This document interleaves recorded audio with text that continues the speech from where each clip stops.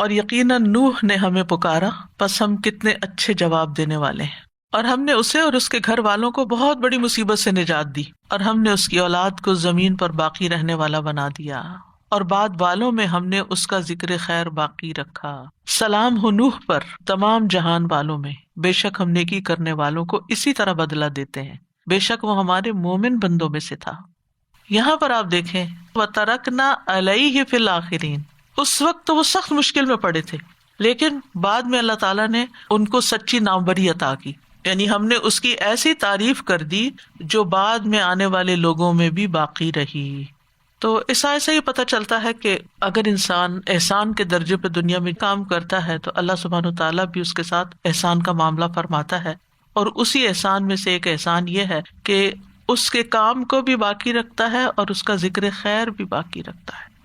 ابن عباس کہتے ہیں رسول اللہ صلی اللہ علیہ وسلم نے فرمایا، جنت والا وہ شخص ہے جس کے کانوں میں اللہ تعالیٰ لوگوں کی طرف سے اچھی تعریف ڈالتا ہے اور وہ سن رہا ہوتا ہے، یعنی دنیا میں بھی اس کا ذکر خیر ہو رہا ہوتا ہے، اور جہنم والا وہ شخص ہے جس کے کانوں میں اللہ تعالیٰ لوگوں کی طرف سے شر ڈالتا ہے، لوگ اس کو برا بھلا کہہ رہے ہوتے ہیں اور وہ سن رہا ہوتا ہے، یعنی نیک آدمی کی عدم موجودگی میں بھی اس کی تعریف کی جاتی ہے،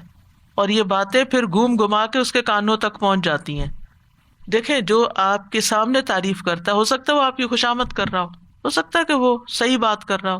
ہو سکتا ہے صحیح نہ بھی کر رہا ہو سکتا ہے اس کا کوئی آپ سے مطلب ہو، کوئی بھی وجہ ہو سکتی، لیکن اصل تعریف ہوتی ہے جو آپ کی غیر موجودگی میں کوئی آپ کے لیے کرے، پھر وہاں سے کوئی اٹھے اور وہ آپ کو پہنچا دے کہ وہ فلاں مجلس میں آپ کے لیے یہ الفاظ ادا کر رہا تھا۔ تو جب آپ کو یہ پتا چلے کہ کسی نے میرے بارے میں کچھ اچھے الفاظ استعمال کیے ہیں یا کسی کی رائے میرے بارے میں اچھی ہے، تو تمام تر شکر اللہ کے لیے ادا کریں، اور اسی رستے پر، نیکی کے رستے پر قائم رہنے کی کوشش بھی کریں اور اللہ سے استقامت کی دعا بھی کریں۔ اور جب کسی کو یہ پتا چلے کہ لوگ میرے بارے میں بری رائے رکھتے ہیں تو پھر آپ سن کے توبہ کریں کہ اللہ میرے ہی کچھ گناہ ہوں گے جن کی وجہ سے کسی نے میرے بارے میں ایسے الفاظ کہے ہیں، اور پھر انسان اللہ تعالیٰ سے دعا کرے کہ اللہ مجھے میری غلطیاں دکھا دے، میری اصلاح فرما دے، پچھلے گناہ معاف کر دے، آئندہ مجھے نیکیوں کی توفیق دے اور مجھے اپنا بنا لے۔ اسی طرح ایک اور روایت ہے، ابو زہیر ثقفی کہتے ہیں رسول اللہ صلی اللہ علیہ وسلم نے ہم سے نباوا یا بناوا دونوں لفظ آئے ہیں کہ مقام پر خطاب فرمایا جو کہ طائف کے قریب ہے۔ آپ نے فرمایا ہو سکتا ہے کہ تم جنتیوں اور جہنمیوں کو الگ الگ پہچان لو۔ لوگوں نے عرض کیا اللہ کے رسول کس طرح، یعنی دنیا میں کس طرح؟ آپ نے فرمایا اچھی تعریف کے اظہار سے اور بری تعریف کے اظہار سے، تم ایک دوسرے پر اللہ کے گواہ ہو۔ کہتے ہیں نا کہ زبان خلق کو نقارہ خدا سمجھو۔ اب اس کا یہ مطلب نہیں کہ ہم لوگوں کی تعریف چاہنے کے لیے اچھے کام کریں، ہم خالص ہو کے اللہ کے لیے اچھے کام کریں تو انشاءاللہ اللہ سبحانہ تعالیٰ ذکر خیر بھی جاری کر دے گا۔ اسی طرح ایک اور موقع پر رسول اللہ صلی اللہ علیہ وسلم نے فرمایا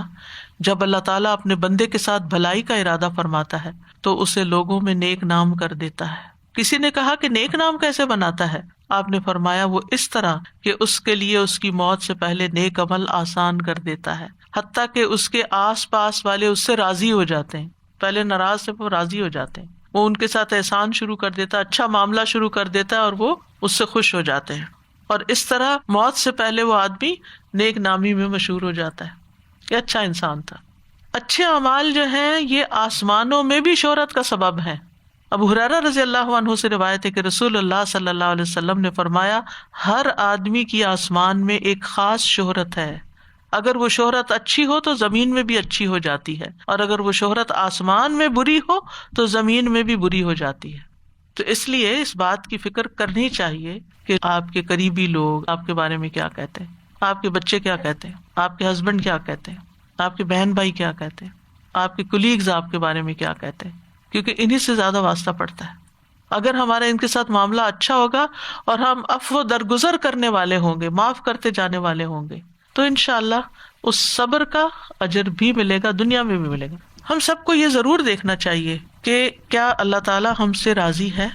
اور کیا میں اللہ سے راضی ہوں۔ مجھے تو کوئی شکوہ نہیں کہ اللہ نے میرے لیے یہ نہیں کیا اور وہ نہیں کیا، یا یہ کیوں کر دیا اور وہ کیوں کر دیا۔